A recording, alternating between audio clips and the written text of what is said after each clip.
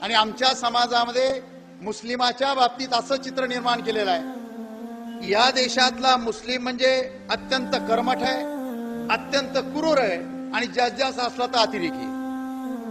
ही भूमिका आमच्या मराठ्यांच्या डोक्यामध्ये महाराष्ट्राच्या कानाकोपऱ्यामध्ये निर्माण केलेली आहे.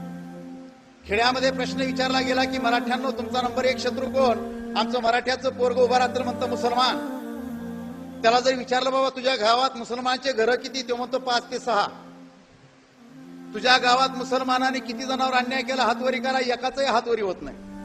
तुझ्या गावात मुसलमानाची दादागिरी नाही, तुझ्यावर एकानाही मुसलमानाने अन्याय केला नाही, तर तुझा नंबर 1 शत्रू मुसलमान कस काय? ते मला काय माहित, लोक म्हणतात म्हणून मी म्हणतो. नेमके चित्र उभा केले जातात की शिवाजी महाराज अफजल खानाचं पोट फाडतायत आणि खाली लिहिले असतं दहशतवाद असा संपवावा लागेल. मराठ्याच्या डोक्यात फिट की मुसलमान मारल्याशिवाय दहशतवाद संपत नाही. आम्ही मराठ्यांच्या पोराला समजावून सांगितलं शिवाजी महाराजांनी अफजल खानाचं पोट फाडलंय खरंय, पण अफजल खानाचं पोट फाडल्यानंतर त्यावेळेस कृष्णा भास्कर कुलकर्णी मारलेला तुम्हाला का कळत नाही, याच्यावर चर्चा का होत नाहीये?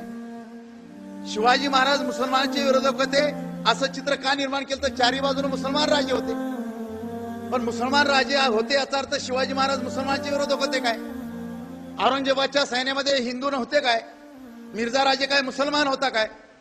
औरंगजेबाने आपले 4 भाऊ मारून टाकले ते काय हिंदू होते काय? आपल्या बापाला अटक केली ते काय हिंदू होता काय?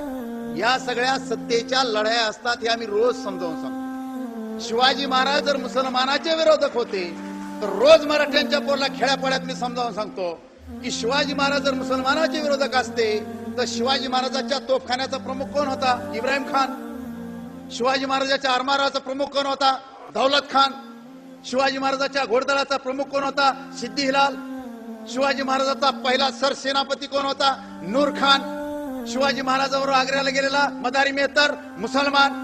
शिवाजी महाराजांचा एकमेव वकील काजी हैदर हाही मुसलमान.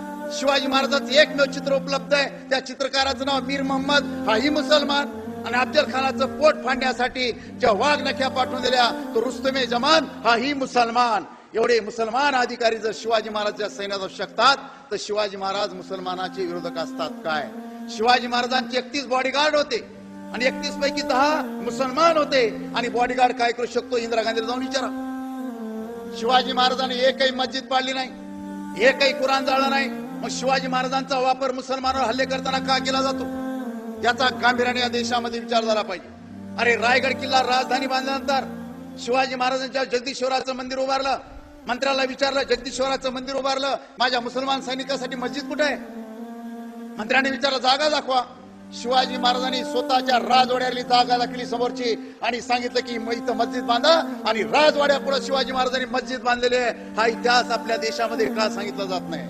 हा इतिहास जर समाजापर्यंत गेला या देशामधली सामाजिक दूरी निश्चित दूर होते. आज महाराष्ट्रामध्ये एक आंदोलन सुरू आहे, जय शिवाजी पाडा कबर. कुठली कबर? प्रतापगडाच्या पायथ्याची. आम्ही पोराला रोज सांगतो अफजल खानाची कबर पाडा, पण बांधली कोणी? अफजल खानाला मारल्यानंतर शिवाजी महाराज प्रतापगडावर गेले. जिजाऊने विचारलं अफजल खानाचं काय झालं? मासाहेब मारला गेला. त्याचं प्रेत कुठे आहे? प्रतापगडाच्या पायथ्याला पडलंय. काय म्हणले जिजाऊ मासाहेब आई त्यांच्या की शोभा अफजल खान जिवंत असेपर्यंत अफजल खानाशी वैर होतं. अफजल खान मेला, आपलं वैर संपलं आणि तुझ्या राज्यात पुण्या प्रेताला कोल्या कुत्र्यानं तोडाव तुला शोभणार नाही. अफजल खानाच्या त्या प्रेताचं इज्जतीनं दफन कर आणि तुझ्या विजयाची साक्ष म्हणून तिथं कबर बांध. शिवाजी महाराजांनी अफजल खानाचं दफन करून तिथं कबर बांधली शिवाजी महाराजांनी, आणि वापर केला जातो जय शिवाजी पाडा कबर. अरे शिवाजी महाराजांनी बांधलेली कबर शिवाजी महाराजांचं नाव घेऊन पाडलं जातं, अत्यंत दुर्दैव आहे. आमच्या पोराच्या डोक्यात बसलं जातं काशी न होती, मथुरा न होती, शिवाजी न होते तो सबकी सुन्नत होती. अरे काशी मथुरा शिवाजी महाराजांच्या ताब्यातच नव्हती. काशी मथुरा होती औरंगजेबाच्या ताब्यात, ती शिवाजी महाराजांना वाचवली कशी?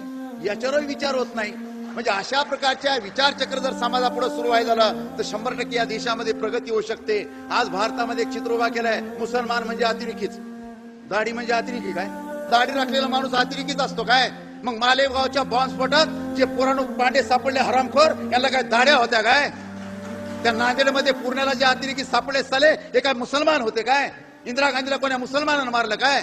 महात्मा गांधीला मुसलमानानं मारलं काय? राजीव गांधीला मुसलमानानं मारलं काय? काय चाललंय काय? अरे या अतिरेक्यांना धर्म नसते आणि जातही नसते, त्यांच्या बंदुकीला कोणत्याही गोळीला रंग नसतो, मात्र त्या गोळीतून निघालेलं रक्त माणूस मरल्यानंतर फक्त लालच असतं, ही साधी गोष्ट ही समाजाला कळली पाहिजे. प्रेम करणारा सर्वसामान्य मुसलमान याचा त्या अतिरेक्याशी काय संबंध? आणि जो भारतातला मुसलमान रोज 5 वेळेस नमाज पडताना अगोदर या भारताच्या मातीवर माथा टेकतो आणि मग अल्लाचं नाव घेतो, तो मुसलमान या देशाचा गद्दार होऊ शकतो काय? हा प्रश्न आम्ही विचारला. आणि मुसलमानाच्या एवढ्या बदनाम्या करूनही आज भारतामध्ये मुसलमानाचे एवढे धंदे चालतात, त्याचं एकमेव कारण आहे नम्रपणावर शिकावं तर फक्त मुसलमानाकडूनच शिकावा, हेही आम्ही सांगतो. आणि या देशातले मुसलमान सुखा समाधानानं या देशात जगत असतील त्याचं एकमेव कारण आहे डॉक्टर बाबासाहेब आंबेडकरांनी दिलेली राज्यघटना. त्याच्यामुळे या देशातला मुसलमान अत्यंत सुख समाधान इज्जतीने या देशामध्ये जगू शकतो. ही भूमिका आपण समजून घेतली पाहिजे.